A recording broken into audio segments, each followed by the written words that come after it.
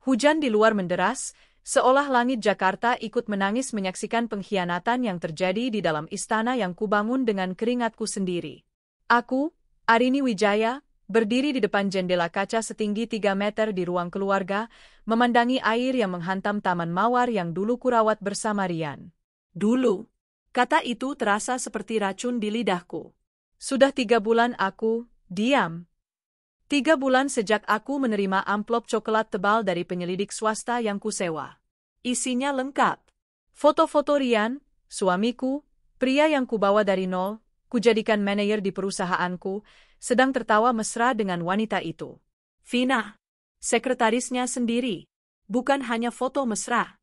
Ada foto akad nikah siri mereka yang sederhana namun sah, dan puncaknya, foto Vina yang sedang memegang hasil USG di depan sebuah klinik kandungan. Getar di ponselku membuyarkan lamunanku. Sebuah pesan masuk. Mas Rian, sayang, aku agak telat. Ada meeting mendadak sama klien baru. Kamu makan malam duluan aja sama Bima, ya. Love you. Aku tertawa. Tawa yang dingin dan tanpa humor, bahkan membuat Bei Asih, asisten rumah tangga kami, yang sedang menata meja makan, menoleh kaget. Nyonya? Nyonya tidak apa-apa? Aku menoleh padanya, senyumku langsung berubah hangat. Tidak apa, Bei. Tolong siapkan makan malam untuk Bima saja di kamarnya.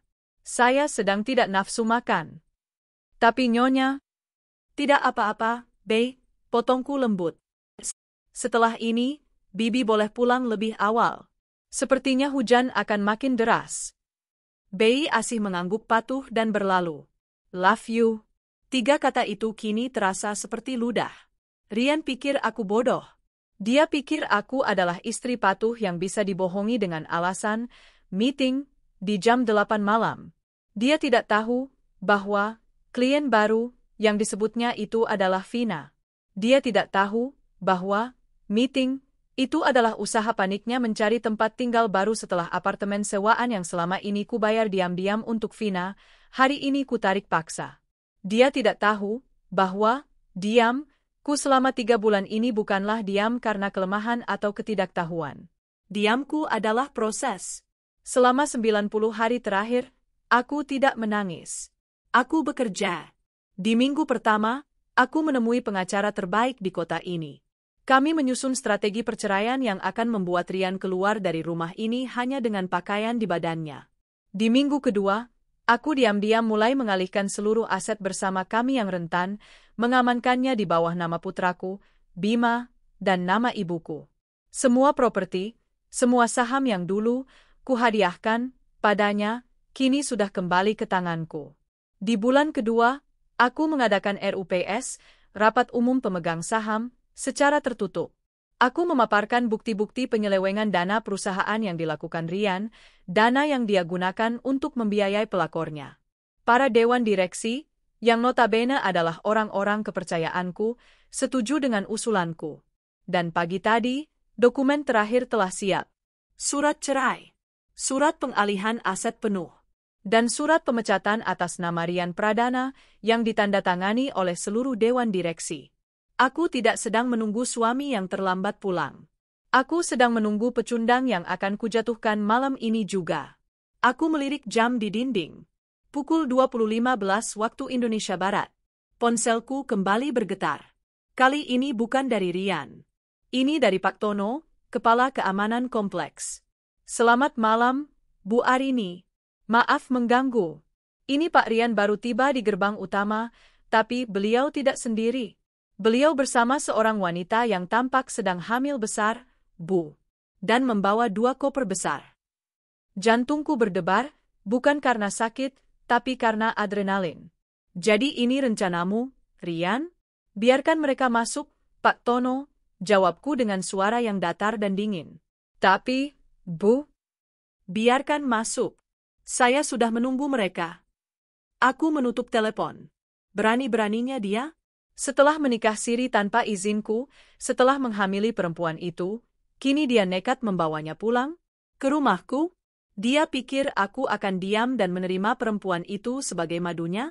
Oh, Rian, kau salah besar.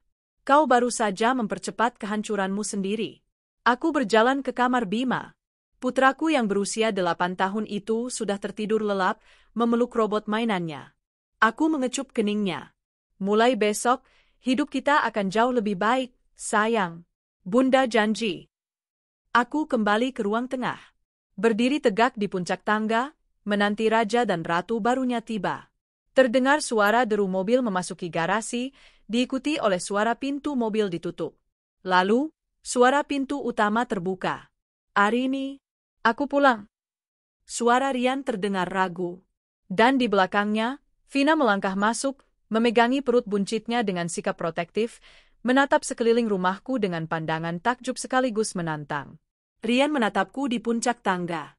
Dia mencoba tersenyum, meski tampak jelas ketakutan di matanya. Sayang, ada yang ingin aku bicarakan. Ini Vina. Kamu kenal, kan? Ada sesuatu yang harus kamu tahu. Aku menatap mereka berdua. Wajah Rian yang pura-pura menyesal. Wajah Vina yang angkuh meski berperan sebagai korban. Aku tersenyum. Senyuman yang membuat Rian pucat pasi. Aku tahu, Rian, kataku, suaraku menggema di ruangan yang hening. Aku tahu Vina. Aku tahu dia hamil. Dan aku tahu itu anakmu. Mata Rian membelalak. Vina tampak terkejut. Mereka tidak menyangka aku akan setenang ini. Baguslah kalau kamu sudah tahu, Rin. Vina yang angkuh itu angkat bicara. Jadi kamu gak perlu pura-pura kaget. Mas Rian akan menceraikan kamu. Aku? Diam, bentakku. Suaraku tidak keras, tapi tajam menusuk. Kamu tamu tidak diundang di rumah saya. Jangan bicara sebelum saya izinkan. Vina terdiam, menatap Rian, meminta pembelaan. Rian menelan ludah. Arini, jaga bicaramu. Vina sedang hamil. Aku membawanya ke sini karena kami sudah menikah. Aku menikah siri, tepatnya, potongku. Aku mulai menuruni tangga, satu persatu. Setiap langkahku terasa berat oleh beban pengkhianatan, namun ringan oleh kekuatan balas dendam. Aku membawanya ke sini karena dia diusir dari apartemennya. Aku tidak mungkin membiarkan istri dan calon anakku terlantar, lanjut Rian, mencoba terdengar jantan. Istri, aku tertawa sinis. Istri yang mana, Rian? Karena setahuku, satu-satunya istrimu yang sah secara hukum adalah aku. Dan, apartemen, yang kau sebut itu, adalah apartemen yang kubayar tagihannya. Tentu saja dia diusir karena aku sudah berhenti membayarnya. Kejutan itu menghantam mereka berdua seperti ombak. Apa maksudmu? Tanya Rian, suaranya mulai bergetar. Aku kini berdiri tepat di hadapan mereka. Aku menatap Vina dari atas ke bawah. Kau pikir suamimu ini kaya raya? Dia hanya manajer di perusahaanku. Gaji yang dia pakai untuk menghidupimu adalah uangku. Lalu aku beralih ke Rian. Wajahnya sudah seputih kertas. Kau pikir aku diam selama ini karena aku bodoh, Rian? Kau pikir aku tidak tahu apa-apa? Aku melangkah ke meja konsol di dekat pintu. Mengambil 3 amplop tebal yang sudah kusiapkan sejak pagi. Kau bilang kau membawanya ke sini karena dia istrimu. Kau ingin aku menerimanya? Tanyaku, nada suaraku masih setenang danau. Rian, yang mengira ketenanganku adalah tanda persetujuan, mengangguk cepat. Arini, aku mohon. Vina sedang hamil. Kita bisa bicarakan ini baik-baik. Aku. Tidak ada yang perlu dibicarakan. Aku melemparkan amplop pertama ke dada Rian. Itu, kataku. Surat gugatan cerai. Pengacaraku akan menghubungimu besok. Rian membeku. Aku melemparkan amplop kedua. Itu, kataku lagi. Salinan surat pemindahan aset. Rumah ini, mobil yang kau pakai, semua saham atas namamu sudah kembali padaku. Kau tidak punya apa-apa. Mata Vina membelalak ngeri. Dia menatap Rian. Mas, apa maksudnya ini? Rian terlalu syok untuk menjawab. Lalu, aku melemparkan amplop ketiga. Yang paling tebal. Dan itu? Suaraku nyaris berbisik, namun penuh kemenangan. Surat pemecatanmu. Efektif, detik ini juga. Selamat atas jabatan barumu, Rian. Sebagai pengangguran. Rian gemetar. Dia membuka amplop itu dengan tangan gemetar.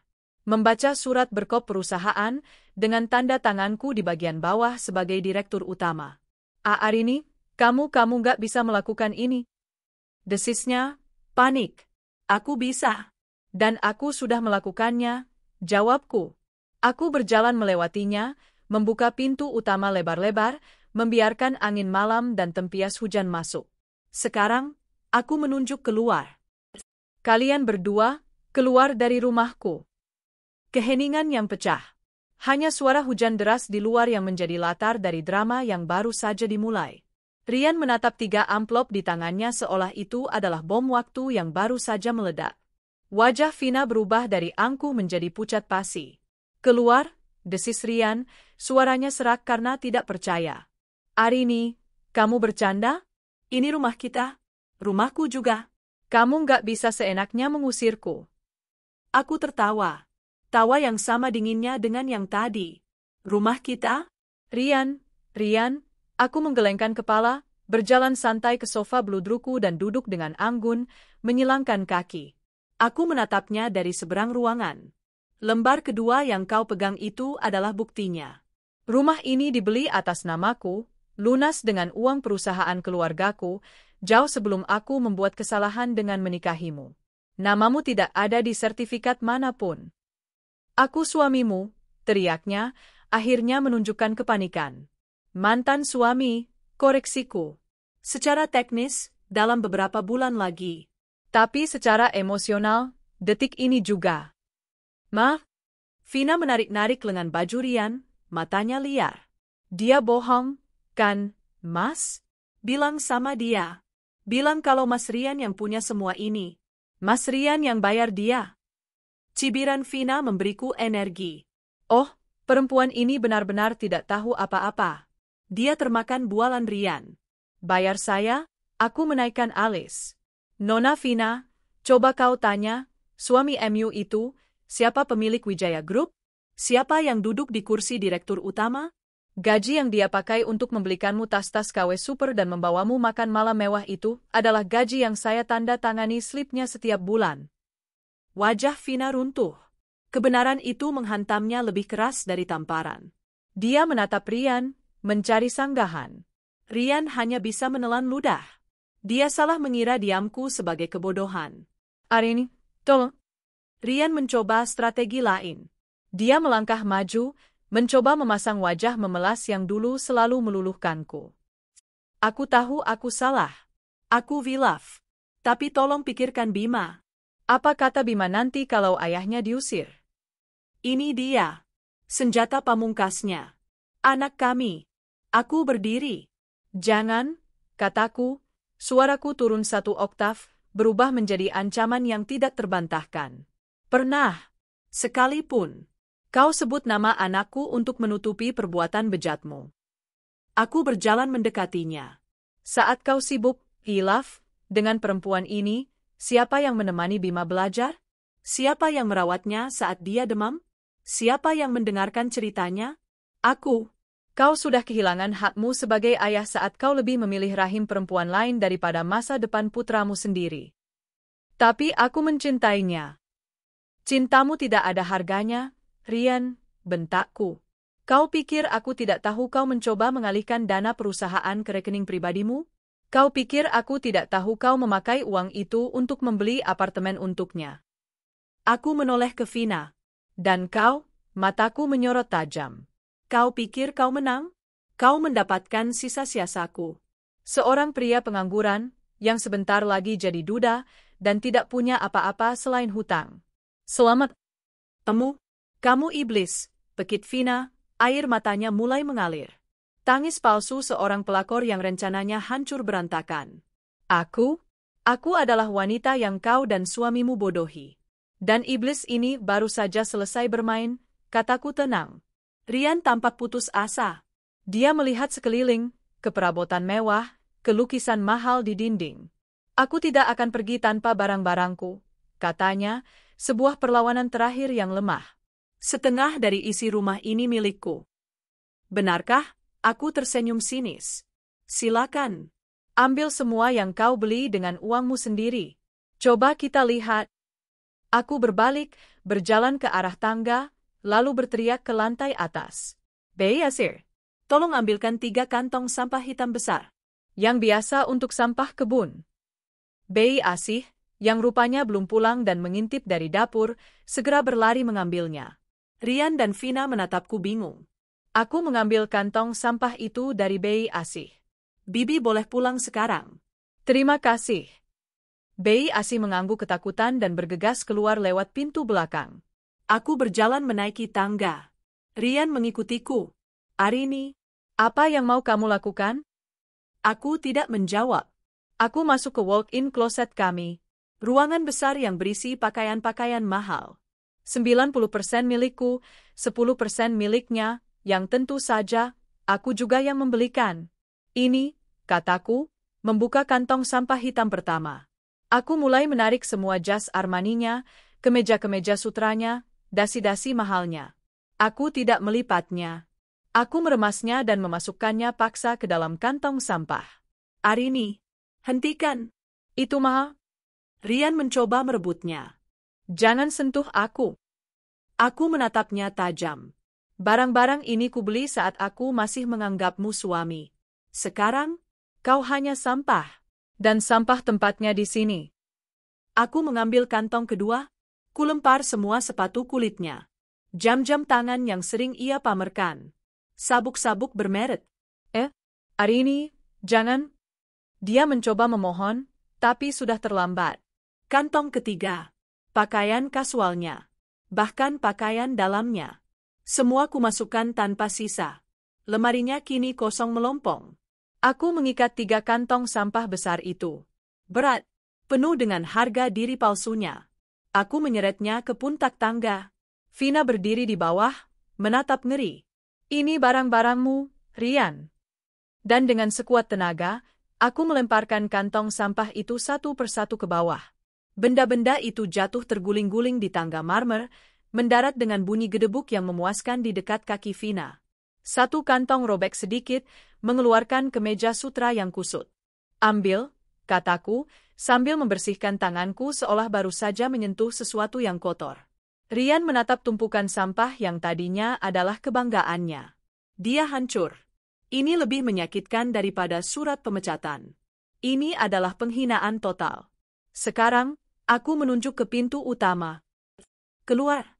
Bawa sampahmu dan 2 koper perempuanmu itu. Dan jangan pernah kembali. Vina menangis histeris. Mas, jangan diam aja. Lakukan sesuatu. Tapi apa yang bisa Rian lakukan? Dia sudah kalah. Aku mengambil ponselku dan menekan nomor Pak Tono, kepala keamanan. Pak Tono, tolong ke rumah saya sekarang. Ada 2 sampah yang harus dibuang. Rian menatapku dengan kebencian yang murni. Kau akan menyesal, Arini. Kau akan menyesal. Oh, aku tidak sabar, jawabku. 2 petugas keamanan datang dengan cepat. Mereka melihat 3 kantong sampah, 2 koper, Rian yang pucat, Vina yang menangis, dan aku yang berdiri tenang di puncak tangga. Tolong antar Tuan Rian dan Nona ini keluar dari gerbang kompleks, perintahku. Pastikan mereka tidak membawa apapun selain yang ada di lantai itu. Para petugas keamanan mengangguk. Baik, Bu Arini. Mereka memegang lengan Rian. Tidak ada lagi perlawanan. Dia sudah mati kutu. Dia mengambil 1 kantong sampah. Vina, sambil terisak, terpaksa menarik 2 kopernya. Petugas keamanan mengambil 2 kantong sampah sisanya. Mereka berjalan keluar dari pintu rumahku. Hujan deras langsung menyambut mereka. Aku berdiri di depan pintu yang terbuka, membiarkan udara dingin masuk. Aku melihat mereka berjalan terseok-seok di bawah guyuran hujan menuju gerbang. Vina kesulitan mendorong kopernya. Rian terlihat menyedihkan, memeluk kantong sampah berisi pakaian mahalnya. Pintu gerbang kompleks akhirnya tertutup di belakang mereka. Aku menutup pintu rumahku. Hening. Aku sendirian di istanaku. Dan tiba-tiba, tawa itu pecah dari bibirku. Bukan tawa dingin, tapi tawa lepas. Tawa kemenangan. Aku tertawa terbahak-bahak sampai air mataku keluar. Nasib mereka yang mengenaskan. Tanpa pekerjaan, tanpa rumah, tanpa uang. Hanya ada kehamilan yang tidak diinginkan dan ego yang hancur. Selamat menikmati kemiskinan, Rian, bisikku pada angin. Aku berbalik, melangkah melewati sisa-sisa kekacauan di lantai, merasa lebih ringan dari kapanpun. Badai di luar masih mengamuk. Tapi badai di dalam hatiku akhirnya reda.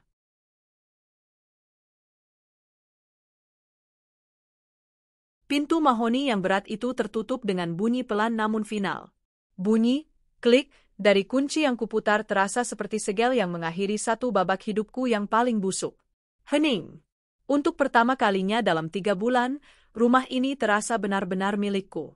Udara tidak lagi sesak oleh kebohongan. Aroma parfum Vina yang murah, yang samar-samar tertinggal di dekat pintu, terasa seperti noda yang harus segera dibersihkan. Aku berdiri mematung di foyer.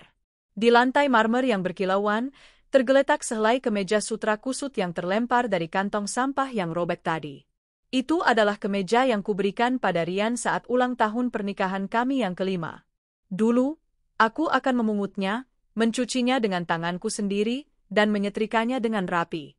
Sekarang, aku hanya menatapnya dengan jijik. Aku mengambil ponselku, bukan untuk menelepon Bei Asih, tapi mengiriminya pesan. Saya, Bei, besok pagi tolong bersihkan sampah di depan pintu. Pakai sarung tangan. Langsung buang ke tempat sampah di luar. Jangan dicuci. Bei Asih. Baik, Nyonya. Aku mematikan ponselku. Aku tidak akan menyentuh sisa-sisa dari pengkhianatan itu. Kemenangan terasa aneh. Adrenalin yang membanjiriku saat konfrontasi tadi mulai surut, menyisakan kelelahan yang luar biasa. Tapi ini bukan lelah yang kalah. Ini adalah lelah yang puas, seperti baru saja menyelesaikan maraton yang panjang. Aku berjalan ke dapur, melewati ruang keluarga tempat Rian dan Vina berdiri dengan angkuh beberapa saat lalu. Aku mengambil segelas air putih dingin. Bukan anggur. Aku tidak perlu alkohol untuk merayakan ini. Kejernihan pikiran adalah kemewahanku yang sebenarnya. Hal pertama yang harus kulakukan adalah memastikan bentengku aman. Aku menelepon layanan kunci 24 jam. Selamat malam. Saya Arini Wijaya dari Kompleks Permata Hijau. Saya butuh seluruh kunci di rumah saya diganti malam ini juga. Pintu utama, pintu samping, pintu garasi. Semuanya. Saya bayar 3 kali lipat. Kirim teknisi terbaik Anda sekarang. 30 menit kemudian, sebuah van datang. Sementara teknisi bekerja di bawah pengawasan Pak Tono, aku naik ke lantai atas. Langkahku terhenti di depan kamar Bima. Kubuka pintunya perlahan. Putraku, malaikat kecilku, tertidur lelap. Napasnya teratur. Dia tidak mendengar teriakan, tidak menyaksikan drama menjijikkan di lantai bawah. Dan aku bersumpah, dia tidak akan pernah merasakan dampak dari racun ayahnya. Aku duduk di tepi tempat tidurnya, mengelus rambutnya yang lembut. Wajah polos inilah alasanku menjadi kuat. Alasan mengapa aku tidak hancur saat pertama kali menerima foto-foto itu. Aku tidak hancur. Aku mengasah diriku menjadi pedang. Semuanya sudah selesai, sayang, bisikku. Mulai besok, hanya ada Mama dan kamu. Kita akan bahagia. Mama janji. Aku mengecup keningnya, lalu beranjak ke ruang kerjaku. Di tempat lain, di luar gerbang kompleks yang megah, neraka baru saja dimulai bagi Rian dan Vina. Hujan masih turun tanpa ampun. Lampu jalan yang temaram menjadi satu-satunya saksi bisu kehancuran mereka. Mas, bagaimana ini? Vina menjerit histeris, air matanya bercampur dengan air hujan. Perut buncitnya membuat gerakannya canggung. Kita mau kemana? Aku kedinginan. Bajuku basah semua. Rian berdiri mematung. 3 kantong sampah hitam berisi, harta bendanya, tergeletak di kakinya, tergenang air comberan. 2 koper Vina berdiri di sampingnya. Dia menatap gerbang kompleks yang tertutup rapat.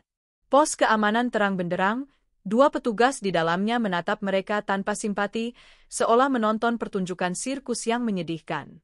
Mas Rian, jawab aku, pekit Vina lagi, mengguncang-guncang lengan Rian. Diam.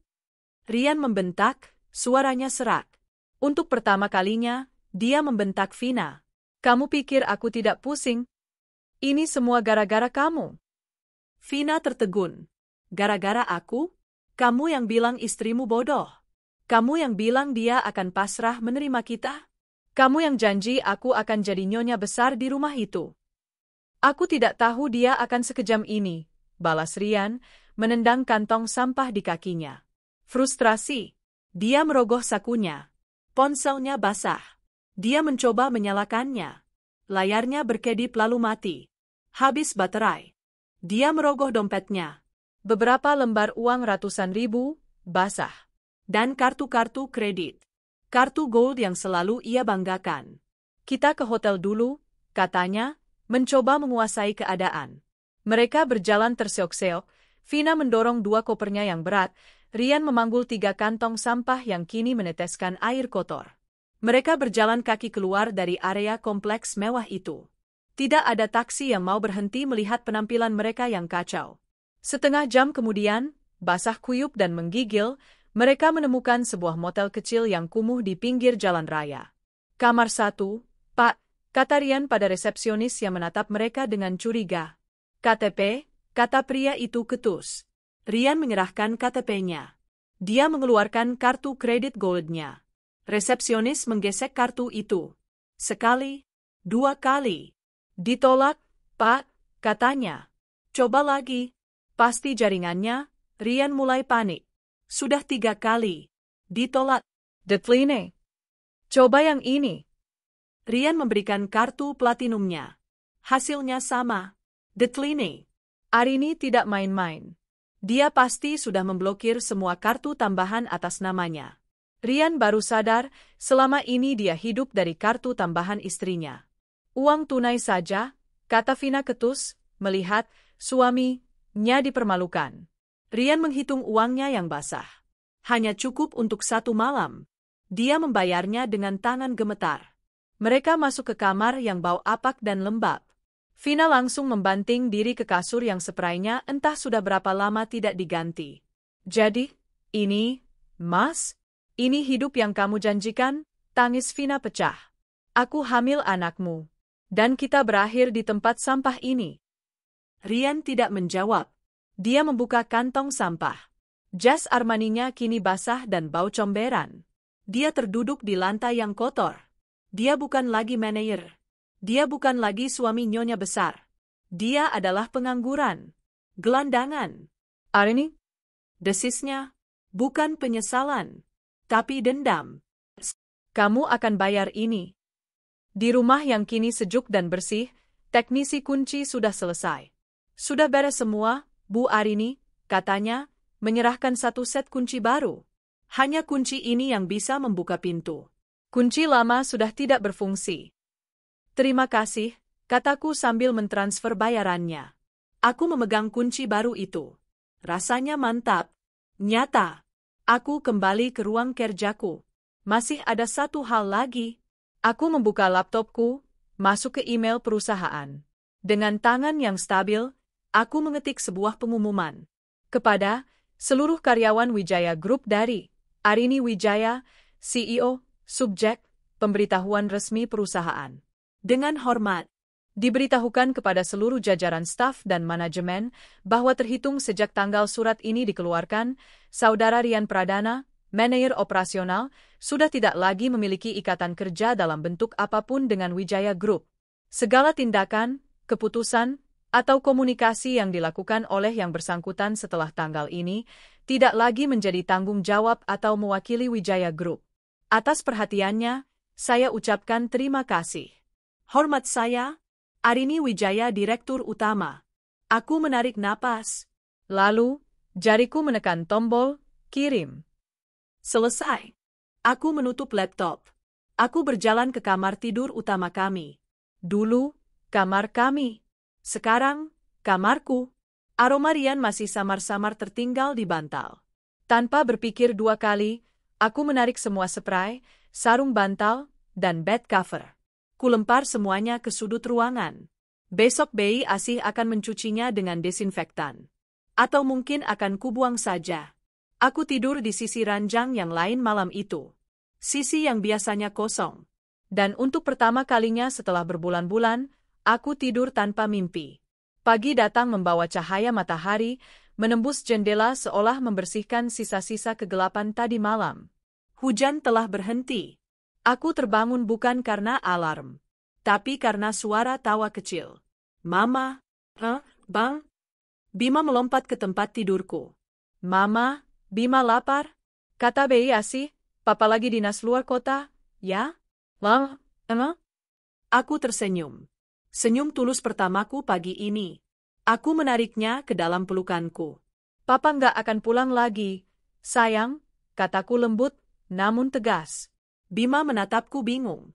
Kenapa? Karena mulai sekarang, hanya ada Mama dan Bima. Dan kita akan jauh lebih bahagia. Mama janji, kataku. Sekarang, bagaimana kalau kita sarapan wafel dengan es krim? Mata Bima berbinar. Mau. Hidup baru kami telah dimulai. Dan di luar sana, aku tahu, mimpi buruk Rian dan Vina baru saja akan dimulai. Sinar matahari pagi menembus jendela kamar Arini, terasa berbeda. Biasanya, sinar itu terasa mengganggu, penanda hari lain untuk berpura-pura. Hari ini, rasanya seperti dekapan hangat yang menjanjikan. Aku membuka mata. Tidak ada lagi rasa mual di perutku. Tidak ada lagi debaran cemas memikirkan kebohongan apalagi yang akan kudengar hari ini.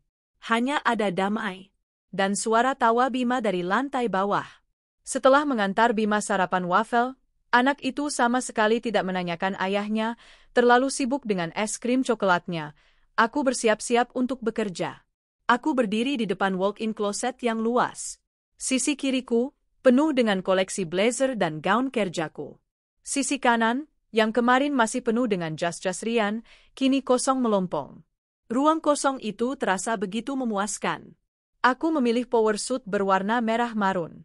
Bukan hitam yang berkabung, bukan putih yang polos. Merah. Warna kekuatan, warna perang yang telah dimenangkan. Saat aku tiba di lobi Wijaya Group, suasana langsung berubah. Para karyawan yang tadinya bercengkerama pelan, mendadak hening. Mereka menyapaku, "Pagi, Bu Arini," dengan nada yang berbeda. Ada rasa takut, ada rasa hormat yang baru, dan mungkin sedikit rasa kasihan. Mereka kasihan pada orang yang salah. Email yang kukirim tadi malam telah meledak seperti bom. Seluruh perusahaan kini tahu bahwa Rian Pradana, suami sang CEO, telah dipecat dengan cara yang paling formal dan dingin. Aku berjalan tegap, dagu terangkat. Setiap ketukan sepatu hak tinggiku di lantai marmer adalah penegasan, akulah yang berkuasa di sini. Sekretarisku, Ranti, menyambutku di depan lift khusus CEO. "Selamat pagi, Bu. Jadwal Ibu hari ini?" "Batalkan semua jadwal internal saya pagi ini, Ranti," potongku. "Saya mau rapat dengan kepala HRD dan keuangan dalam 10 menit. Oh, dan satu lagi." Aku berhenti di depan meja yang dulu ditempati Vina. Meja itu sudah bersih. Kosong. Pak Tono dan timnya bekerja cepat tadi malam, membereskan semua barang pribadi Vina dalam kotak kardus yang kini mungkin sudah ada di tempat pembuangan sampah. Segera cari sekretaris baru untuk menggantikan Nona Vina. Pastikan kualifikasinya 3 kali lebih baik. Saya tidak mau lagi ada gangguan di lantai eksekutif, perintahku.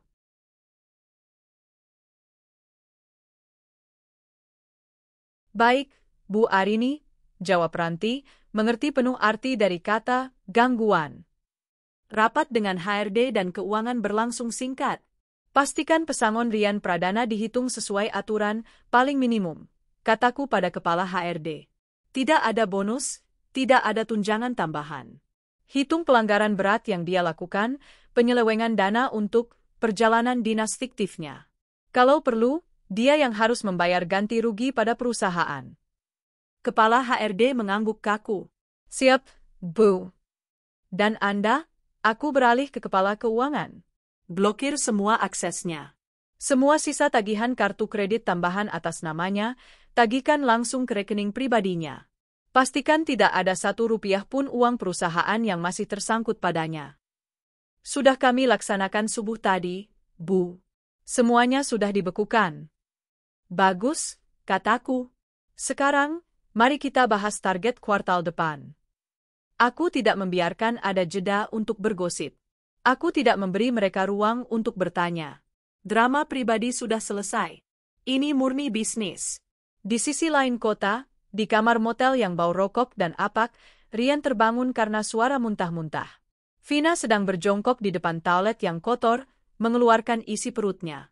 Morning sickness-nya parah pagi ini.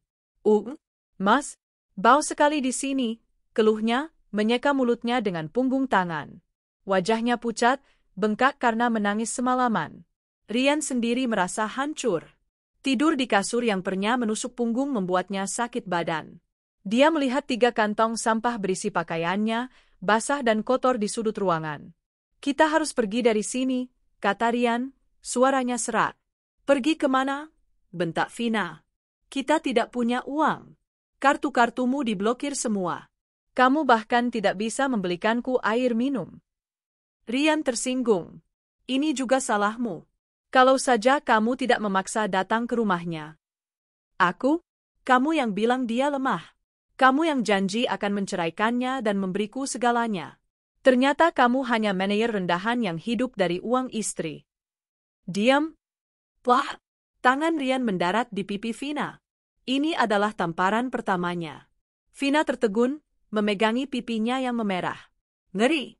Pria yang dulu memujanya, kini tega memukulnya. Ryan sendiri kaget dengan perbuatannya. Tapi rasa frustrasi dan putus asa telah mengambil alih dirinya. Vina, aku pusing. Dia harus mendapatkan uang. Dia mengambil ponselnya yang semalam mati total. Dia membongkarnya, mengeringkannya dengan hair dryer butut di kamar itu. Ajaibnya, ponsel itu menyala. Dia harus menghubungi seseorang. Teman-temannya. Rekan kerjanya. Dia menelepon Bambang, manajer marketing, teman minumnya setiap Jumat malam. Halo, Ryan? Suara Bambang terdengar hati-hati. Bam? Syukurlah. Gawat, Bam. Aku butuh bantuan. Kamu bisa transfer aku 5 juta dulu? Nanti aku ganti. Aku sedang ada masalah. Hening sejenak di seberang sana. Ryan, aduh, sorry, bro. Suara Bambang terdengar menjauh. Gue baru aja baca email dari Bu Arini. Gila lu, Yan. Bukan itu masalahnya, Bam. Aku butuh. Sorry, bro. Gue nggak bisa. Ini menyangkut dapur gue. Lo tahu sendiri Bu Arini gimana kalau sudah ambil keputusan. Gue nggak mau ikut campur. Sorry, ya? Klik. Telepon ditutup. Ryan terdiam. Dia mencoba menelepon 3 orang lainnya. Sigit, Doni, Fajar. Semua jawabannya sama.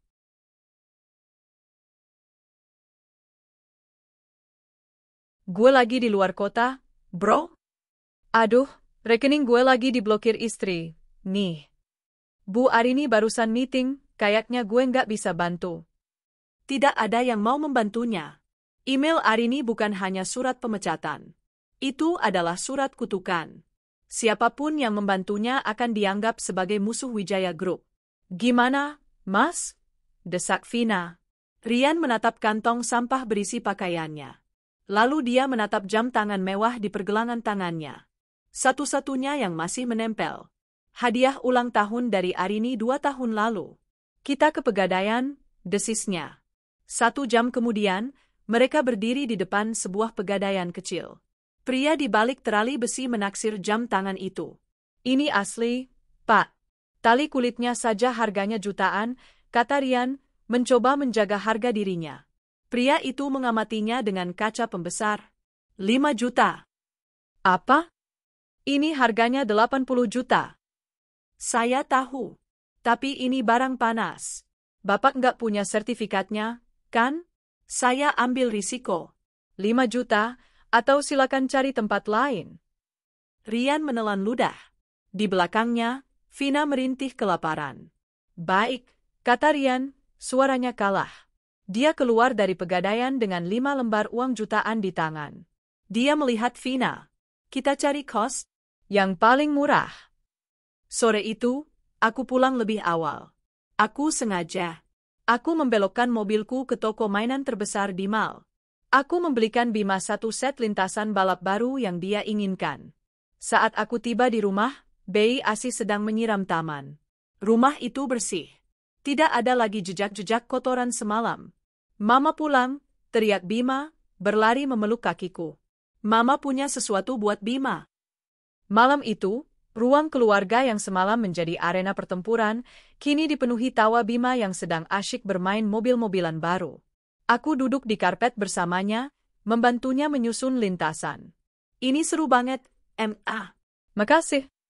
Sama-sama, sayang, kataku, mencium puncak kepalanya. Ponselku bergetar. Sebuah pesan dari pengacaraku. Pengacara, Ibu Arini, gugatan cerai sudah terdaftar. Panggilan sidang pertama akan dikirim ke alamat KTP Saudara Rian, alamat rumah orang tuanya di kampung. Dia tidak akan bisa menghindarinya. Aku tersenyum. Di saat yang sama, Rian dan Vina baru saja selesai memindahkan barang mereka, 3 kantong sampah dan 2 koper, ke sebuah kamar kos sempit di Gang Becek. Ukurannya 3x3 meter. Kamar mandi di luar. Bau got menusuk hidung. Aku nggak mau tinggal di sini, jerit Vina. Kita hanya punya uang ini, Vin. Terima saja, bentak Rian. Mereka memulai malam pertama mereka dalam kemiskinan. Dan aku tahu, ini baru permulaan dari neraka yang mereka ciptakan sendiri. 1 bulan telah berlalu. Bagi Arini, itu adalah 30 hari pembersihan. Bagi Rian dan Vina, itu adalah 30 hari penyiksaan. Di kediaman Wijaya, taman mawar yang dulu meranggas kini kembali berbunga. Akhir pekan tidak lagi diisi dengan kecemasan menunggu suami yang pulang larut malam. Kini, akhir pekan diisi dengan tawa Bima. Pagi ini, Arini, mengenakan legging dan kaos santai, rambut dikuncir kuda, sedang berjongkok di taman, mengajari Bima cara membedakan rumput liar dari tunas mawar. Lihat, sayang, kata Arini, tangannya yang terbalut sarung tangan berkebun menunjuk ke tunas kecil. Yang ini harus kita rawat. Tapi yang ini? Iya. Mencabut sebatang rumput liar sampai ke akarnya, harus kita buang.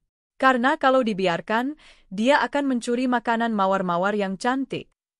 Bima mengangguk mengerti. Seperti, Papa? Pertanyaan itu polos, namun menusuk. Arini berhenti sejenak.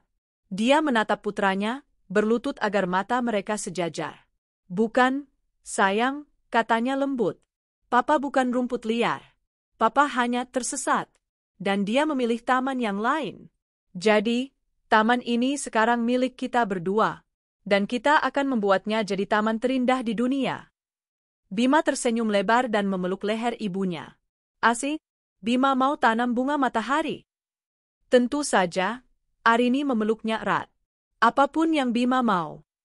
Kedamaian paginya sedikit terinterupsi oleh dering ponselnya. Nomor tak dikenal. Dari luar kota. Halo? Arini? Nak Arini? Ini ibu. Suara di seberang terdengar parau dan ragu. Ibu mertuanya. Ibu Rian. Jantung Arini mengeras, tapi suaranya tetap tenang dan sopan. Iya, Bu. Ada apa? Nak, surat apa yang kamu kirim ke rumah? Bapak sampai pingsan. Rian dipecat? Kalian cerai? Suara wanita tua itu bergetar, penuh ketidakpercayaan. Benar, Bu. Surat itu adalah surat panggilan sidang cerai untuk Rian. Dan ya, Rian sudah saya pecat dari perusahaan, jawab Arini, suaranya datar, tanpa emosi. Tapi kenapa, Nak? Apa salah Rian? Kalian bisa bicarakan baik-baik. Kasihan Bima, Nak. Jangan pisahkan anak dari ayahnya. Arini menarik napas. Bu, Rian yang memisahkan dirinya sendiri dari Bima. Dia menikah lagi tanpa izin saya, dan perempuan itu sedang hamil. Dia membawa perempuan itu ke rumah saya. Kehormatan saya sudah diinjak-injak, Bu. Hening di seberang. Ibunya pasti syok. Jadi benar? Benar.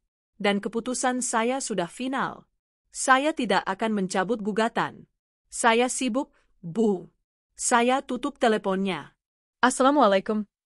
Arini menutup telepon sebelum ibu mertuanya sempat memohon lebih lanjut. Tidak ada lagi ruang untuk negosiasi. Tidak ada lagi belas kasihan untuk keluarga yang ikut menikmati hartanya namun buta mata terhadap kelakuan anak mereka. Di gang sempit yang berbau comberan, 20 kilometer dari Taman Mawar itu, Rian membanting ponsel butut yang baru dibelinya ke dinding. Ponsel itu pecah berkeping-keping. Sialan.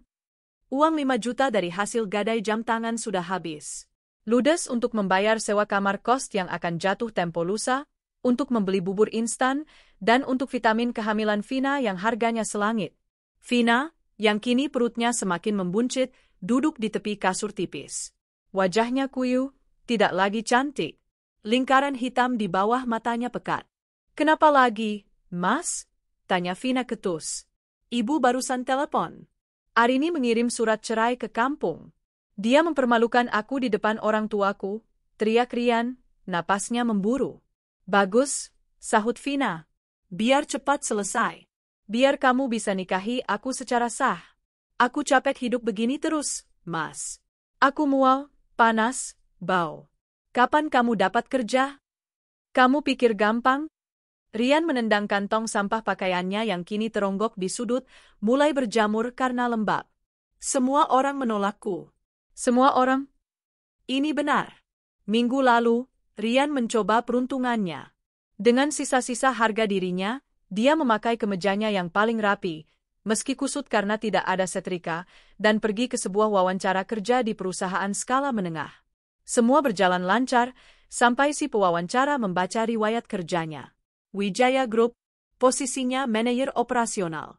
Kenapa Anda keluar, Pak Rian? Bukankah di sana sangat menjanjikan?" Rian menelan ludah.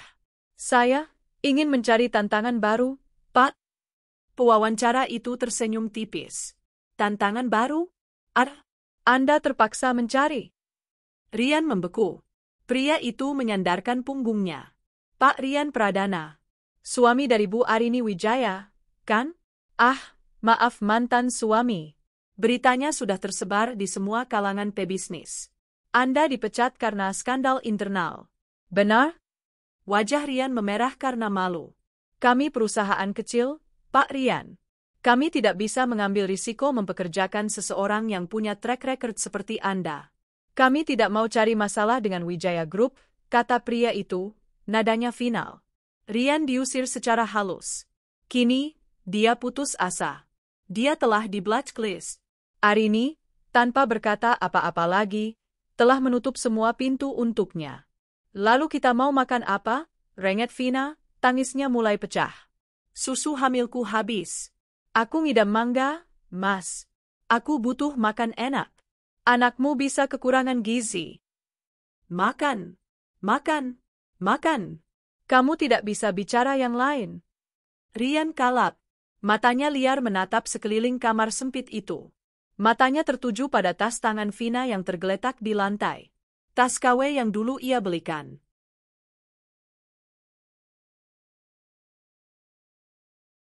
"Nggak ada uang, Vin. Nggak ada." "Aku nggak mau tahu. Kamu yang bawa aku ke sini. Kamu yang janjiin aku hidup enak. Kamu laki-laki, Mas. Tanggung jawab." "Tanggung jawab?" Rian tertawa sinis. Dia berjalan ke arah tas Vina, membukanya paksa. "Mas, apa-apaan kamu?" Vina mencoba merebutnya. Rian menemukan dompet Vina. Isinya beberapa lembar uang 50 ribuan. Sisa uang yang Vina simpan diam-diam. Dan di laci meja rias butut, dia melihat kalung emas palsu dan beberapa perhiasan imitasi. "Kita jual ini," kata Rian, meraup semua perhiasan itu. "Jangan, Mas. Itu pemberianmu," jerit Vina, mencoba menahannya. "Pemberianku?" Rian mendorong Vina. Dorongan itu lebih keras dari yang ia maksud. Vina terhuyung, perut buncitnya membentur sudut meja rias yang tajam. Vina memekik kesakitan, memegangi perutnya. Rian membeku.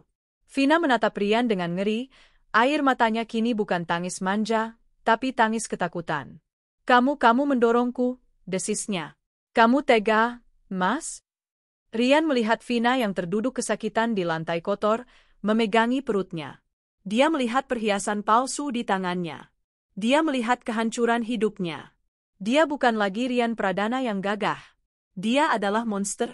Aku cari makan, katanya, suaranya bergetar. Dia lari keluar dari kamar itu, meninggalkan Vina yang menangis kesakitan. Malam itu, Arini sedang duduk di ruang kerjanya yang nyaman, memandangi layar laptop. Dia baru saja menutup kesepakatan akuisisi sebuah perusahaan logistik kecil, langkah strategis yang akan memperluas jangkauan Wijaya Group.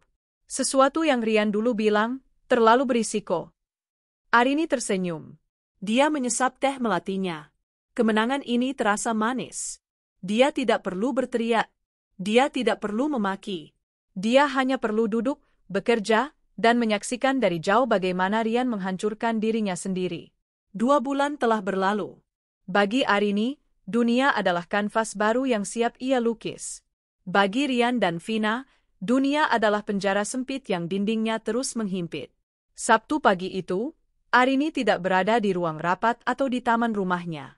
Ia berdiri di atas panggung kecil di sebuah panti asuhan di pinggir kota. Di hadapannya, puluhan anak-anak menatapnya dengan pandangan penuh harap. Ini adalah acara amal bulanan yang diselenggarakan Wijaya Group. Dulu, Rian sering mengeluh acara ini, buang-buang uang.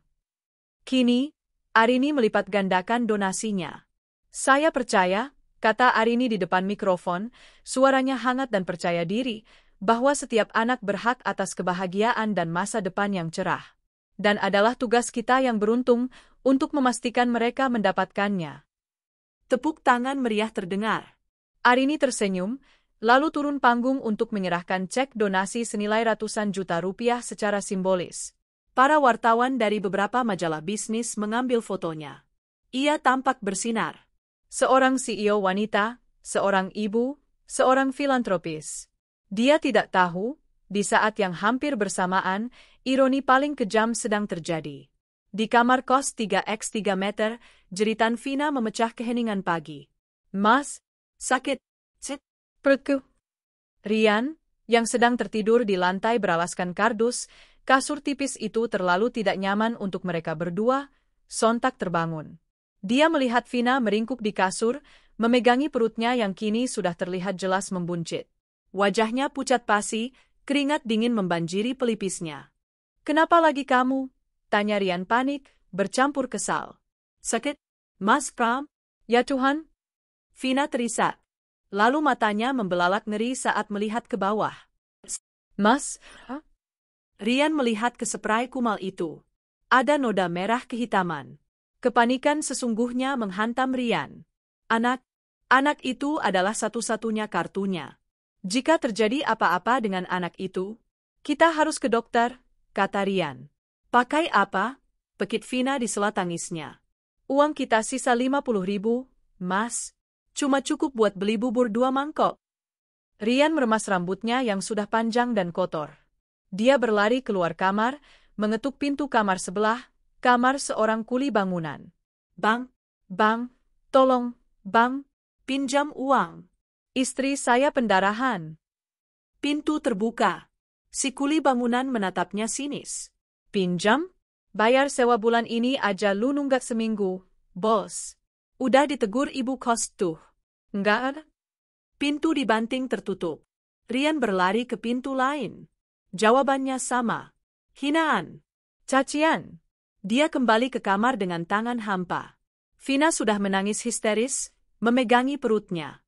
Mas, tolong selamatkan anak kita, Mas. Mata Rian liar mencari-cari. Tidak ada lagi yang bisa dijual. Ponsel butut. Panci instan. Semua sudah jadi uang. Kecuali, matanya tertuju pada 3 kantong sampah hitam di sudut ruangan. Kantong sampah yang ia bawa dari istana Arini. Pakaian brandednya. Harga dirinya adalah yang terakhir ia punya. Dan kini, ia harus menelannya mentah-mentah. Tanpa berkata apa-apa, Rian menyambar kantong sampah itu. Kamu mau kemana, Mas? Jangan tinggalin aku, jerit Vina. Aku cari uang, bentak Rian. Dia berlari menyusuri gang sempit, memanggul 3 kantong sampah itu seperti pemulung. Dia tidak peduli tatapan tetangga. Dia hanya butuh uang. Dia tiba di pasar loak terdekat. Tempat barang-barang bekas dijual.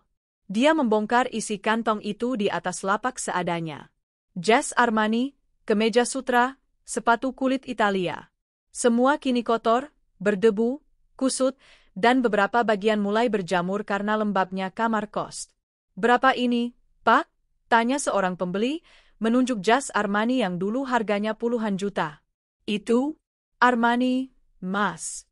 Asli," kata Rian, suaranya serak. 1 juta aja?" Pria itu tertawa. 1 juta? "Pat, ini udah bau apek.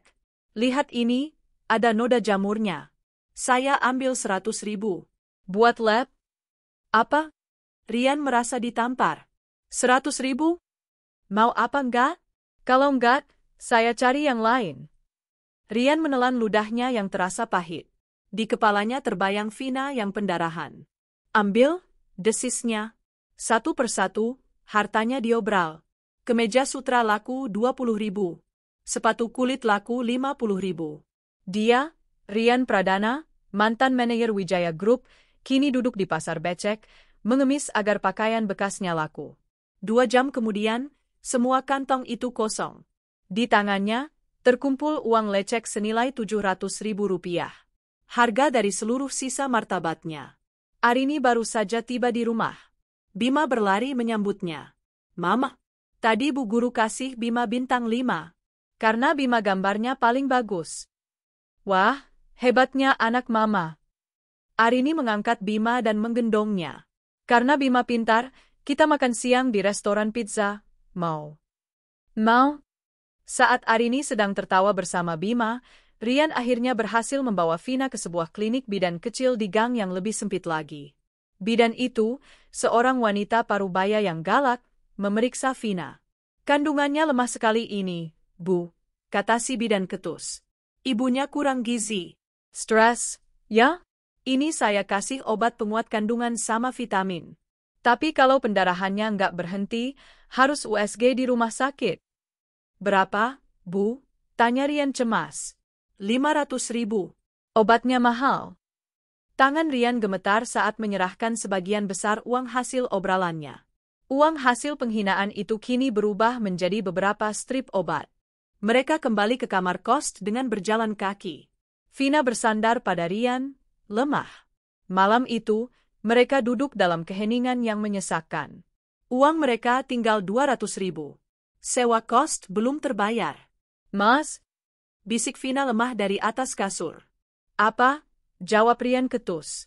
Dia duduk di lantai, menatap dinding yang catnya mengelupas. "Aku lapar." Rian tidak menjawab.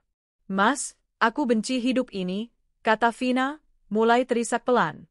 Rian memejamkan mata. Rasa benci yang pekat mulai memenuhi dadanya. Bukan pada Arini, bukan pada dirinya sendiri, tapi pada perempuan lemah yang menangis di kasur itu. Perempuan yang sedang mengandung anaknya.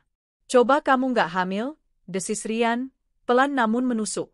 Isak tangis Vina berhenti seketika. Dia menatap punggung suaminya dengan ngeri. Cinta palsu mereka telah benar-benar luntur, digantikan oleh kemiskinan dan kebencian. 3 bulan. 90 hari sejak malam pengusiran itu. Bagi Arini, 90 hari itu adalah musim semi. Kantor Wijaya Group baru saja memenangkan tender proyek infrastruktur nasional bernilai triliunan. Bima baru saja memenangkan lomba menggambar di sekolahnya. Dan Arini?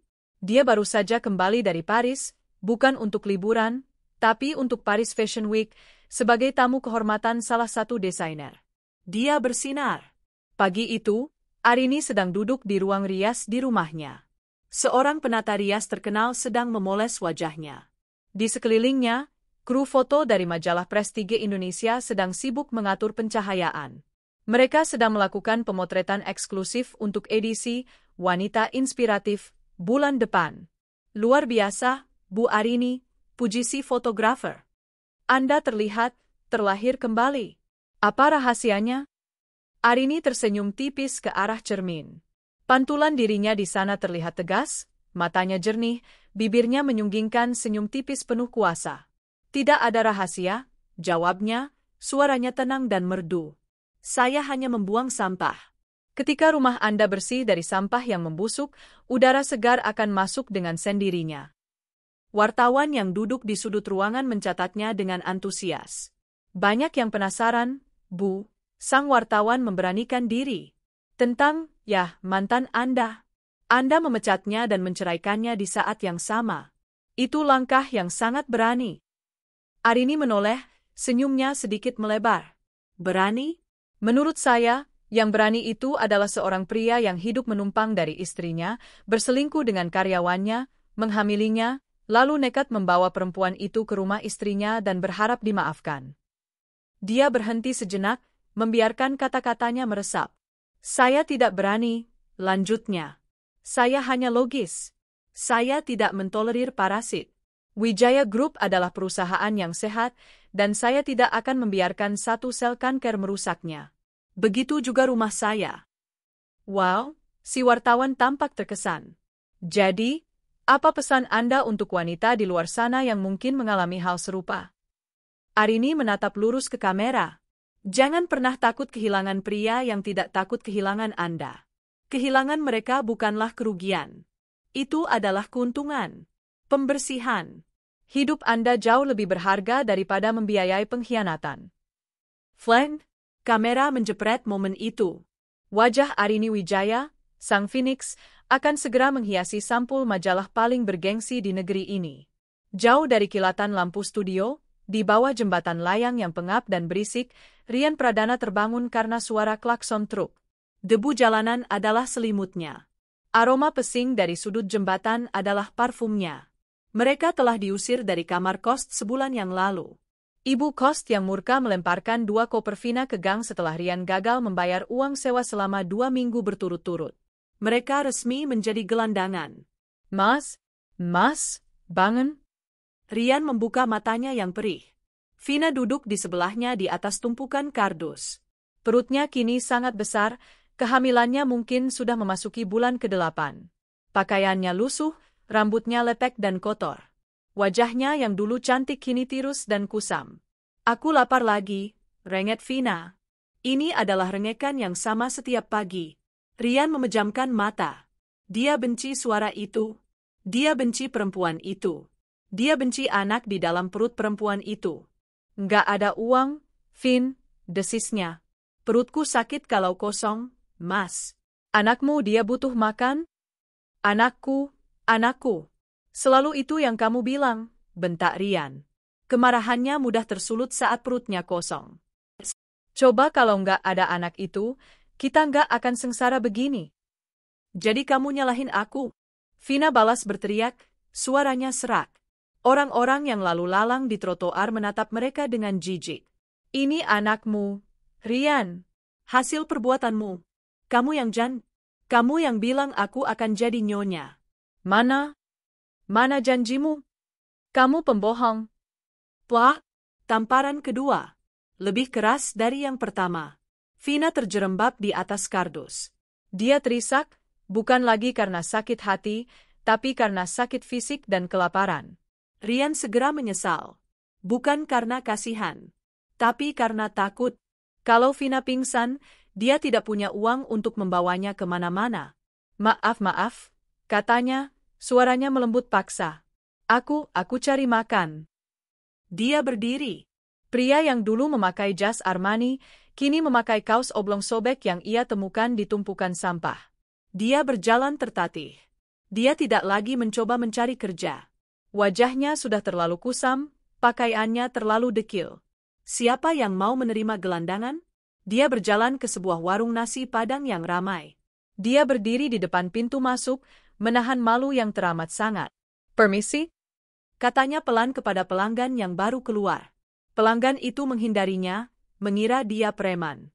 Rian memberanikan diri masuk, menghampiri etalase kaca yang penuh dengan rendang, ayam pop, dan gulai otak. Perutnya berbunyi nyaring. Mbak? Panggilnya pada si pelayan. Pelayan itu menatapnya sinis. Mau apa? Ngamen? Enggak. Bukan, Mbak, saya lapar, kata Rian, menundukkan kepalanya dalam-dalam. Istri saya lagi hamil tua. Kami belum makan dari kemarin. Boleh saya minta nasi sisa? Nasi kuah saja, Mbak. Tolong. Rian Pradana mengemis. Si pelayan menatapnya iba sejenak. Pemilik warung, seorang pria Minang yang galak, berteriak dari kasir. Usir! Usir! Bikin kotor aja. Pelanggan bisa kabur. Tapi, Pak? Rian diusir paksa. Dia terdorong ke jalanan, jatuh terduduk di aspal yang panas. Beberapa orang menertawakannya. Dia hancur. Martabatnya yang terakhir telah dilucuti di depan umum. Dia kembali ke bawah jembatan dengan tangan hampa. Vina masih menangis. Nggak ada, Vin, katanya kosong. Vina menatapnya dengan putus asa. Mas, aku nggak kuat. Aku mau mati aja. Diam, bentak Rian. Dia duduk, membelakangi Vina. Matanya tertuju pada lalu lintas yang padat. Lalu, sebuah ide gila terlintas di benaknya. Ide yang paling hina dari semuanya. Dia melihat seorang wanita tua berjalan sendirian di trotoar sepi di seberang, membawa tas belanjaan. Tunggu sini, kata Rian. Mas, mau kemana? Rian tidak menjawab. Dia menyeberang jalan. Dia berjalan cepat di belakang wanita tua itu. Jantungnya berdebar kencang. Dia butuh uang. Dia butuh makan.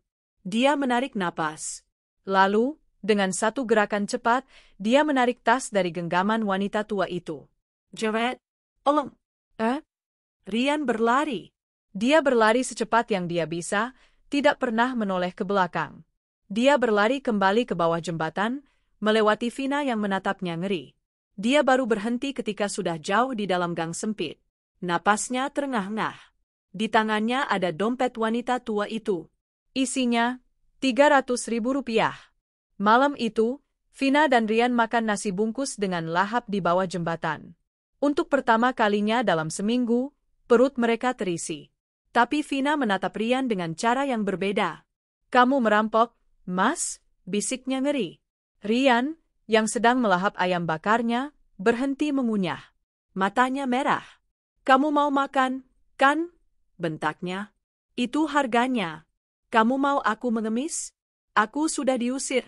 Kamu mau aku kerja? Nggak ada yang mau terima aku. Jadi diam, dan makan. Vina menunduk. Dia memakan nasi haram itu sambil menangis tanpa suara. Pria yang ia cintai. Pria yang ia bela. Pria yang ia korbankan segalanya untuknya. Kini bukan lagi seorang manajer. Bukan lagi seorang suami. Dia adalah seorang kriminal. Dan dia, Vina, adalah kaki tangannya. Waktu terus berjalan, tak peduli pada nasib siapapun. Musim hujan berganti, membawa panas kering yang menyengat. Debu jalanan menjadi santapan sehari-hari. Bagi Arini, panas itu ia nikmati dari balik kaca penthouse-nya yang sejuk, atau dari kolam renang pribadinya, tempat ia kini mengajari Bima berenang setiap akhir pekan. Majalah Prestige dengan wajahnya disampul laku keras. Sang Phoenix dari Wijaya Group, begitu judulnya. Ia menjadi ikon baru. Seorang wanita karir yang tegas, seorang ibu yang penyayang, dan seorang survivor yang elegan. Teleponnya tak henti berdering. Ucapan selamat, ajakan kerja sama, bahkan beberapa kolega pria yang dulu hanya memandangnya sebagai istri Rian, kini terang-terangan menunjukkan kekaguman. Sore itu, Arini menandatangani berkas terakhir di meja kerjanya. Pengacaranya duduk di seberangnya, tersenyum. Sudah ketok palu, Bu Arini, kata pengacara itu. Resmi. First. Tuan Rian tidak pernah hadir dalam 3 kali panggilan sidang.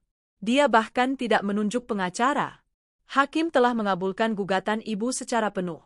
Hak asuh Bima jatuh 100% ke tangan ibu.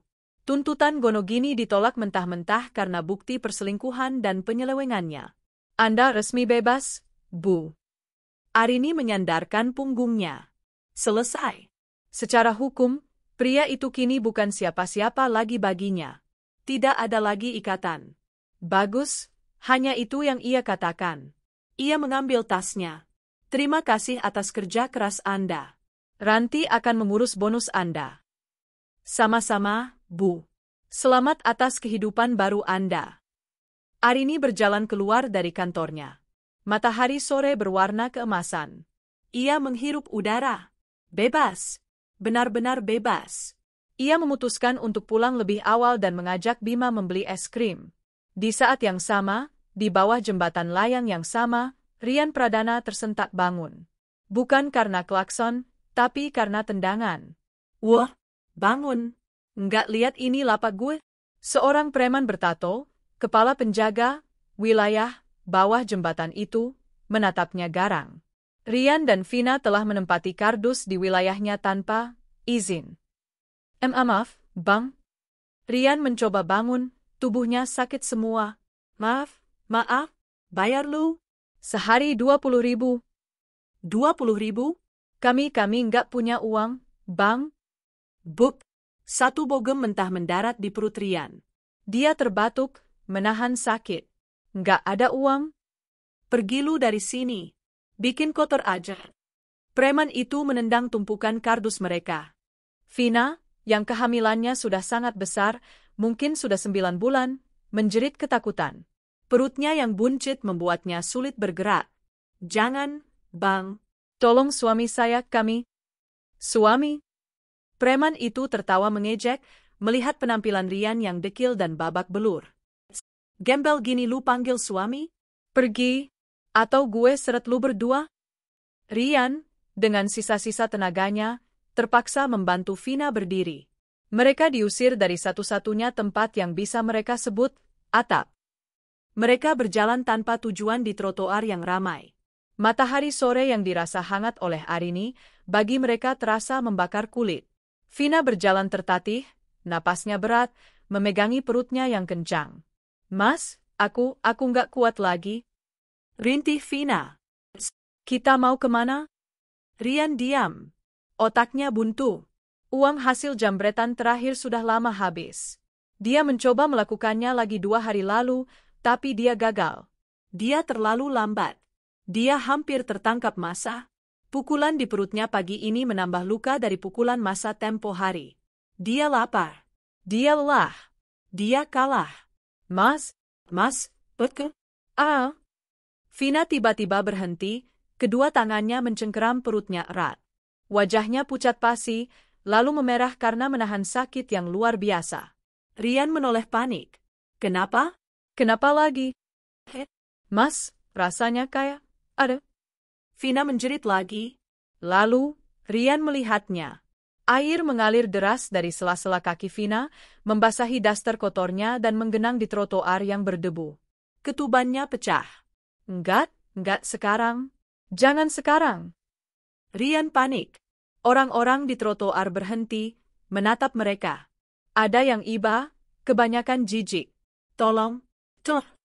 Rian mencoba menghentikan taksi. Satu taksi melambat. Sopirnya melihat Vina yang berantakan, menjerit kesakitan, dan Rian yang terlihat seperti preman pasar.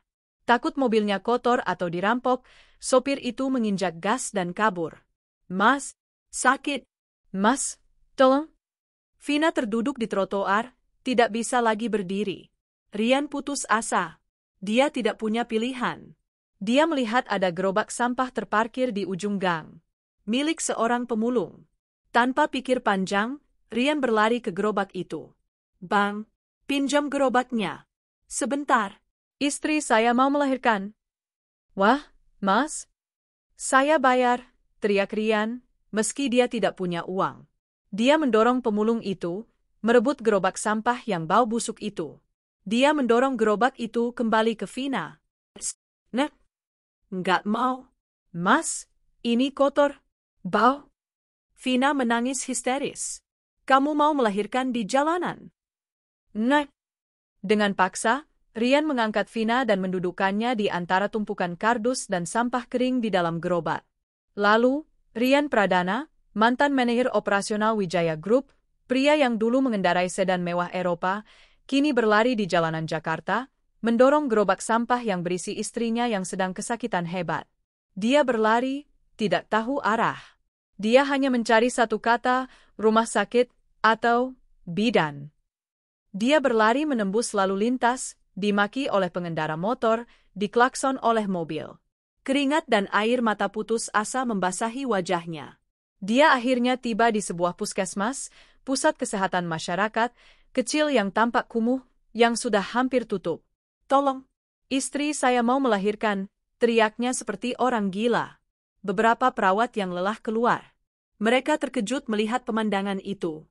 Seorang wanita hamil tua di dalam gerobak sampah. Astaga, cepat, bawa masuk. Mereka memindahkan Vina ke brankar berkarat. Suaminya. Sini, panggil seorang perawat galak. Administrasi dulu. Punya KTP? Rian merogoh kantongnya. Kosong. Dompetnya sudah lama hilang. KTP-nya entah di mana. Nggak ada. Bu, saya nggak punya apa-apa, tapi tolong. Nggak punya BPJS? Berarti pasien umum. Harus bayar deposit dulu. 1 juta. 1 juta? Rian lemas. Kakinya gemetar. Saya nggak punya uang sepeser pun, Bu. Tapi saya mohon, selamatkan istri saya. Nggak bisa. Ini aturan. Kalau nggak ada jaminan, kami nggak bisa tangani. Ini, bawa ke RSUD, Rumah Sakit Umum Daerah, aja. Sana. Tapi, Bu, ini sudah bukaan. Saya mohon. Rian menjatuhkan dirinya. Dia bersujud di lantai puskesmas yang kotor, memeluk kaki perawat itu. Saya mohon, Bu, saya akan kerja apa aja, saya akan jadi pesuruh di sini, jangan usir kami. Perawat itu tertegun, menatap pria dekil yang menangis dan mengemis di kakinya. Di saat yang sama, Arini sedang tertawa di dalam mobilnya yang sejuk. Bima baru saja menceritakan lelucon lucu sambil memakan es krim stroberinya. Mama, kata Bima, besok kita ke toko mainan lagi, ya? Tentu, sayang, jawab Arini, mengelus kepala putranya. Besok kita beli apapun yang Bima mau. Tangisan Rian yang putus asa dan sujudnya di lantai kotor itu membeli waktu beberapa menit. Seorang bidan yang lebih tua, mungkin kepala puskesmas, keluar, tertarik oleh keributan. Ada apa ini, suster? Pasien umum, Bu. Nggak ada biaya. Tapi sudah pecah ketuban di luar. Bidan tua itu melihat ke brankar berkarat tempat Vina menggeliat kesakitan. Astaga, sudah bukaan penuh ini. Nggak ada waktu. Bawa ke ruang bersalin, sekarang. Kemanusiaan dulu, administrasi nanti. Itu adalah satu-satunya kalimat belas kasihan yang mereka dengar dalam 3 bulan terakhir. Rian terdorong ke samping saat Vina dilarikan ke ruangan kecil di belakang. Pintu bertuliskan, ruang bersalin, tertutup tepat di depan wajahnya. Dia ditinggalkan sendirian di koridor yang panas dan berbau obat. Dia terduduk di bangku kayu yang keras. Kotor, bau, lapar, dan kini, ketakutan. Dari balik pintu itu, ia bisa mendengar jeritan Vina. Bukan jeritan manja meminta tas baru. Bukan jeritan angkuh saat menghina Arini. Itu adalah jeritan primal yang penuh kesakitan. Jeritan seorang wanita yang sedang berjuang antara hidup dan mati. Selama berjam-jam, jeritan itu menyiksanya. Setiap jeritan adalah pengingat bahwa dialah penyebab semua ini. Lalu, setelah jeritan terakhir yang paling panjang, hening sejenak. Diikuti oleh suara tangisan bayi. Bukan tangisan yang kuat dan nyaring, tapi tangisan yang lemah, melengking, dan terdengar aneh. Pintu terbuka. Bidan tua itu keluar, wajahnya lelah dan datar. Selamat, Pak. Anaknya lahir, katanya tanpa antusiasme. Rian berdiri, kakinya gemetar. Istri-istri saya. Selamat. Lemah, tapi selamat. Kehabisan banyak darah, tapi kami bisa tangani. Bidan itu menatap Rian dari atas ke bawah. Tapi, Pak, anaknya. Kenapa? Anaknya kenapa, Bu? Laki-laki. Tapi, dia lahir prematur. Berat badannya sangat rendah. Dan dia terlahir dengan labiopalatoschisis. Bibir sumbing. Celahnya cukup parah, sampai ke langit-langit mulut. Dunia Rian runtuh. Bukan ini janjinya. Vina selalu berkata anak ini akan jadi pangeran. Anak yang akan merebut warisan Wijaya. Anak yang akan membuat Arini bertekuk lutut. Dan, lanjut si bidan, dia sepertinya ada masalah pernapasan. Dia harus segera masuk inkubator dan dirujuk ke rumah sakit daerah untuk operasi. Kalau bidan itu tidak melanjutkan kalimatnya, tapi Rian mengerti. Berapa biayanya? Bisik Rian. Biaya persalinan di sini saja, karena darurat, kami tekan 800.000, Pak. Itu sudah termasuk obat dasar. Untuk rujukan dan operasi di RSUD. Bapak harus siapkan puluhan juta. Puluhan juta. Rian tertawa. Tawa kering yang terdengar gila. Dia bahkan tidak punya 1.000 rupiah. Bapak bisa lihat istrinya. Rian berjalan masuk. Ruangan itu kecil, berbau darah dan desinfektan. Vina terbaring di ranjang besi, pucat seperti mayat. Di sebelahnya, dalam boks bayi seadanya, terbaring makhluk kecil berwarna merah, terbungkus kain bedong lusuh. Wajah bayi itu, Rian memalingkan muka. Rasa jijik dan ngeri menjalari dirinya. Mas? Suara Vina terdengar seperti bisikan. Anak kita, Mas? Dia sempurna, kan? Dia akan menyelamatkan kita, kan? Vina belum melihat bayinya dengan jelas. Rian menatap perempuan yang telah menghancurkan hidupnya. Dan menatap bayi yang merupakan simbol kehancuran itu. Dia cacat, Vin, kata Rian, suaranya dingin dan tanpa emosi. Dia sumbing. Mata Vina yang tadinya sayu, kini membelalak ngeri. Bohong? Kamu bohong, Mas. Coba lihat. Mana anakku? Vina mencoba bangkit, tapi tubuhnya terlalu lemah. Tangisnya pecah. Tangisan paling pilu yang pernah Rian dengar. Bukan tangisan manipulatif. Ini adalah tangisan kehancuran total. Kalian tidak bisa di sini lama-lama, kata bidan itu. Setelah observasi 6 jam, kalau tidak ada pendarahan lagi, ibu bisa pulang. Kami tidak punya fasilitas rawat inap untuk pasien non-BPJS. Pulang? Pekit Vina. Pulang kemana? Kami tidak punya rumah. Bidan itu menghela napas. Itu bukan urusan saya, Bu. 8 jam kemudian, di bawah terik matahari siang, kenyataan itu terjadi. Rian dan Vina diusir secara halus dari puskesmas. Vina, masih lemah pasca melahirkan, berjalan tertatih. Rian dipaksa menggendong bayi itu. Bayi yang terus menangis lemah. Bayi yang butuh operasi. Bayi yang butuh susu formula khusus karena tidak bisa menyusu dengan normal. Mereka kembali ke trotoar. Di tempat yang sama di mana ketubannya pecah. Gerobak sampah itu sudah hilang, diambil pemiliknya. Mereka tidak punya apa-apa. Kecuali seorang bayi yang sakit. Mas, kita harus bagaimana? Vina terisak, terduduk di trotoar yang kotor.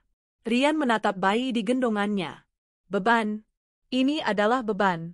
Ini adalah paku terakhir di peti matinya. Aku cari makan, kata Rian. Jangan tinggalin aku, Mas. Bawa aku. Vina panik. Rian menatap Vina. Wajahnya yang dulu cantik kini bengkak dan kotor. Menjijikkan. Dia meletakkan bayi itu di pangkuan Vina. Kamu tunggu sini. Kamu pegang bayinya. Mungkin orang akan kasihan. Kamu bisa minta-minta, kata Rian. Itu adalah kalimat terakhirnya. Vina tertegun. Apa? Kamu menyuruhku mengemis. Rian tidak menjawab. Dia berbalik badan. Dan dia mulai berjalan. Mas, Rian, kamu mau kemana? Vina menjerit. Rian mempercepat langkahnya. Rian, jangan tinggalkan kami. Anakmu, Rian, kembali. Jeritan Vina memekakkan telinga. Tapi Rian tidak menoleh. Dia tidak peduli. Dia hanya ingin lari. Lari dari perempuan itu. Lari dari bayi itu. Lari dari kemiskinan ini. Dia berlari. Menyeberang jalan tanpa melihat. Menghilang di tikungan gang. Vina ditinggalkan sendirian. Di trotoar yang panas. Memeluk bayi yang menangis. Menatap ke jalan tempat suaminya kabur, sampai bayangannya hilang. Dia sendirian. Gelandangan. Dengan seorang bayi yang sakit. 1 minggu kemudian. Pagi di kediaman Wijaya. Arini sedang duduk santai di teras belakangnya yang asri, secangkir kopi pagi mengepul di sisinya. Dia baru saja selesai sesi yoga paginya. Damai. Bima sudah berangkat ke sekolah diantar sopir. Arini membuka tabletnya, membaca berita pagi. Bisnis, politik, dan sebuah berita kecil di rubrik sosial kota. Ditemukan pingsan. Seorang ibu dan bayinya dievakuasi dinas sosial. Foto di artikel itu buram, menunjukkan petugas Satpol PP yang sedang mengangkat seorang wanita dekil dari trotoar. Arini membaca isinya. Seorang wanita tanpa identitas, diperkirakan bernama Vina, ditemukan pingsan di trotoar di kawasan Kumuh, Jakarta Timur. Ia ditemukan memeluk seorang bayi laki-laki, diperkirakan berusia 1 minggu, yang mengalami gizi buruk dan kondisi bibir sumbing. Menurut saksi mata, wanita tersebut telah terlantar di lokasi itu selama beberapa hari, ditinggalkan oleh suaminya. Ibu dan bayi tersebut kini telah dibawa ke panti sosial untuk mendapatkan perawatan. Arini membaca artikel itu 2 kali. Vina, bayi laki-laki, bibir sumbing, ditinggalkan suaminya. Dia meletakkan tabletnya. Wajah Vina yang angkuh di ruang tamunya terlintas di benaknya. Mas Rian akan menceraikan kamu. Wajah Rian yang memelas. Aku mohon, Arini, Vina sedang hamil. Arini menatap taman mawarnya yang sedang mekar sempurna. Dia tidak merasakan kasihan. Dia tidak merasakan kemarahan. Dia merasakan kelegaan, keadilan. Lalu, sebuah senyum tipis, senyum yang sangat puas, terukir di bibirnya. Dia tidak tertawa terbahak-bahak. Tidak perlu. Nasib mengenaskan yang ia harapkan untuk mereka, telah terjadi dengan sendirinya, jauh lebih buruk dari yang bisa ia bayangkan. Dia tidak perlu mengotori tangannya lagi. Selamat menikmati kemiskinan, bisiknya pelan pada angin pagi. Dia mengambil ponselnya, bukan untuk mencari tahu lebih lanjut tentang mereka. Dia sudah tidak peduli. Dia menekan nomor Bima di sekolah. Halo, sayang? Ini Mama. Kamu mau makan apa malam ini? Saya? Oke. Mama akan masak spesial buat Bima. I love you. Arini menutup telepon. Dia menyesap kopinya. Hidupnya sempurna. Dia dan putranya bahagia. Tanpa parasit. Tanpa pengkhianat. Badai telah berlalu. Dan dia adalah pemenangnya. 5 tahun kemudian, waktu adalah hakim yang paling adil sekaligus paling kejam. Ia tidak terburu-buru, namun putusannya selalu final. Di sebuah lorong kumuh di bawah jembatan layang yang lain, di sudut tergelap Jakarta yang tak tersentuh kemajuan, seorang pria kurus kering meringkuk. Tubuhnya hanya tulang berbalut kulit yang kotor. Batuknya kering dan menyakitkan, seringkali diakhiri dengan noda darah di telapak tangannya. Rambutnya gimbal dan bau. Matanya, yang dulu tajam dan penuh rayuan, kini cekung dan kosong, mati. Orang-orang memanggilnya Koreng. Tidak ada yang tahu, atau peduli, bahwa dia dulu adalah Rian Pradana. Setelah kabur hari itu, dia menjadi buronan. Bukan oleh polisi, tapi oleh takdirnya sendiri. Dia jatuh ke lingkaran paling bawah, pencopet, lalu budak narkoba, lalu penyakit. Dia telah menjual setiap sisa dirinya hanya untuk bertahan hidup 1 hari lagi. Malam itu, dalam keadaan setengah sadar, dia mendongak. Di atas jalan tol yang ramai, sebuah papan reklame digital raksasa menyala terang, menggantikan bintang-bintang yang tertutup polusi. Papan itu menampilkan wajah seorang wanita. Cantik, tegas, dan penuh kuasa. Arini Wijaya, CEO Wijaya Group, membangun masa depan Indonesia yang lebih kuat. Rian menatap wajah itu. Wajah istrinya. Mantan istrinya. Wajah wanita yang pernah ia peluk, ia hianati, dan kini, ia bahkan tak pantas menatap bayangannya. Dia tertawa. Suara tawa itu lebih mirip rintihan sekarat. Dia adalah sampah di bawah kaki wanita yang dulu ia sebut bodoh. Dia mencoba mengulurkan tangannya yang gemetar ke arah cahaya itu, seolah meminta ampun. Tapi yang keluar hanya batuk berdarah yang lain.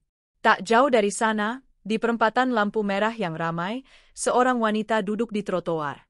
Pakaiannya compang-camping, wajahnya kusam dan tua sebelum waktunya. Itu Vina. Di pangkuannya, seorang anak laki-laki kurus berusia 5 tahun duduk diam. Bekas luka operasi sumbing di bibirnya terlihat jelas, tapi operasi itu tampaknya tidak sempurna, membuatnya sulit berbicara. Tangan Vina menengadah ke setiap mobil mewah yang berhenti. Kasihan, Pak, Bu, buat makan anak saya? Dia sakit. Anak itu adalah alat peraganya. Cinta telah lama mati, berganti menjadi simbiosis putus asa. Dia adalah pengemis profesional. Dia adalah cerita sedih di lampu merah yang akan dilupakan orang sedetik setelah lampu berubah hijau. Dia dan Rian tidak pernah bertemu lagi. Keduanya tenggelam dalam neraka mereka masing-masing, terpisah oleh kota yang sama, yang telah menelan mereka hidup-hidup. Di saat yang sama, di aula sebuah sekolah internasional bergengsi, tepuk tangan meriah terdengar. Lulusan terbaik dengan nilai tertinggi, Bima Pradana Wijaya. Seorang remaja laki-laki yang tampan, tinggi, dan penuh percaya diri, naik ke atas panggung. Dia tampak persis seperti Rian di masa mudanya, namun dengan mata ibunya, jernih dan cerdas. Di barisan depan, Arini Wijaya berdiri. Ia tidak lagi memakai power suit merahnya. Hari ini, ia mengenakan gaun sutra berwarna biru pastel yang anggun. Wajahnya bersinar bangga, air mata bahagia menggenang di sudut matanya. Bima mengambil pialanya, lalu berbalik ke arah mikrofon. "Terima kasih," katanya, suaranya tenang dan dewasa. "Saya tidak akan ada di sini tanpa satu orang. Mentor saya, sahabat saya, dan inspirasi terbesar saya. Terima kasih, Mama. Ini semua untukmu." Arini terisak pelan. Semua kerja kerasnya, semua rasa sakitnya, semua terbayar lunas. Setelah acara, Bima berlari memeluknya. "Mama bangga?" "Sangat," bisik Arini, mencium kening putranya. "Sangat bangga." Saat mereka berjalan menuju mobil limousine mereka yang menunggu, Arini berhenti sejenak. Dia teringat artikel berita kecil di koran 5 tahun lalu, tentang wanita dan bayi yang dibawa ke panti sosial. Dia tidak pernah mencari tahu lagi. Dia tidak pernah peduli. Mereka bukan lagi bagian dari dunianya. Mereka hanyalah kesalahan ketik di bab yang sudah lama ia tutup. "Ayo, Ma," kata Bima, membukakan pintu mobil untuknya. "Iya, sayang." Arini masuk ke dalam mobilnya yang sejuk dan mewah. Hidupnya sempurna. Anaknya bahagia. Dan pengkhianat itu, mereka telah mendapatkan apa yang seharusnya mereka dapatkan. Selamat menikmati kemiskinan abadi mereka.